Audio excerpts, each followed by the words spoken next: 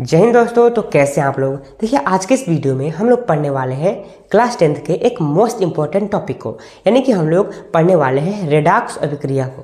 देखिए ये जो रेडॉक्स अभिक्रिया है उसको बोर्ड एग्जाम के किसी ना किसी सेट में हर साल लगभग पूछा ही जाता है, ठीक ना। तो आपको करना क्या है कि वीडियो में स्टार्ट से लेकर इन तक बने रहना है। तो चलिए हम लोग रेडॉक्स अभिक्रिया को एकदम सिंपल सरल लैंग्वेज में क्या करते हैं, सीखते हैं। देखिए हमारा टॉपिक क्या है, रेडॉक्स अभिक्रिया।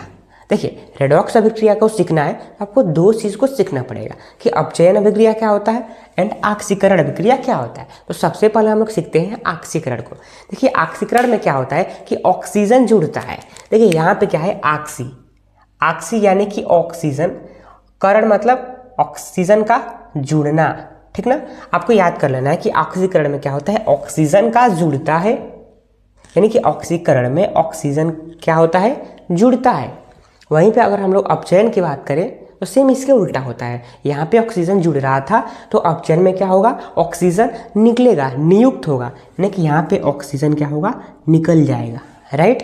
तो देखिए इसी दो एलिमेंट के मदद से हम लोग रेडॉक्स अभिक्रिया के परिभाषा को बना लेंगे। यानी कि हम लोग ये कह सकते हैं कि जब आक्सीकरण और अपचयन जो प्रक्रम है वो एक साथ एक समय पर घटित होता है, उसी को बोलते हैं रेडॉक्स अभिक्रिया, राइट। देखिए इसी को हमने क्या किया है, यहाँ पे परिभाषा बना दिया है, राइट ना। इन दोनों के ही मदद से हमने परिभाषा को यहाँ पे बना दिया है। तो चलिए परिभाषा को देखते हैं। देखिए क्या कहा जा रहा है कि जब आक्सीकरण और अपचयन प्रक्रम एक ही साथ और एक ही समय पर, यानी कि क्या कहा जा रहा है, एक ही साथ और एक ही समय पर घटित होता है, तो उसी को बोलते हैं रेडॉक्स अभिक्रिया।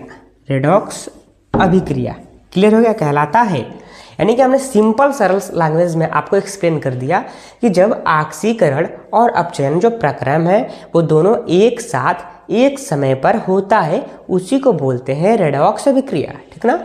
तो देखिए एग्जाम में केवल आप इतना लिखेंगे तो आपको फुल मार्क्स नहीं मिलेगा, इसके साथ साथ आपको इसके समीकरण को भी लिखना है। देखिए इसका समीकरण क्या है कि देखिए यहाँ पे क्या है, zinc plus copper sulphate.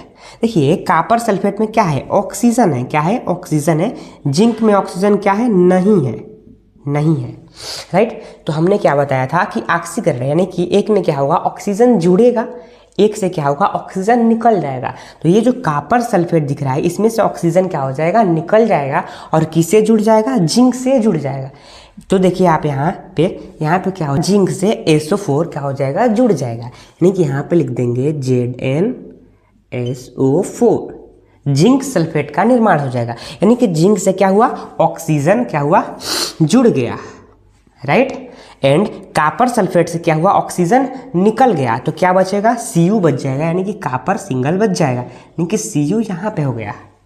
Clear हो गया। एक से ऑक्सीजन निकल गया तो किसको बोलेंगे, अपचयन बोलेंगे, राइट ना।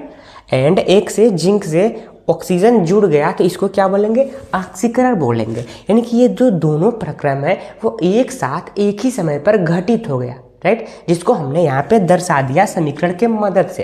तो मतलब अगर एग्जाम में आ जाए कि आप रेडॉक्स अभिक्रिया को लिखिए तो रेडॉक्स अभिक्रिया को कुछ इसी प्रकार से आपको लिखना है, राइट ना। तो अगर आपको ये वीडियो अच्छा लगा होगा तो आप हमारे चैनल MK स्टडी सेंटर को सब्सक्राइब कर दीजिए इस प्रकार के वीडियोज़ को देखने के लिए। तो धन्यवाद, मिलते हैं अगले नए वीडियो में।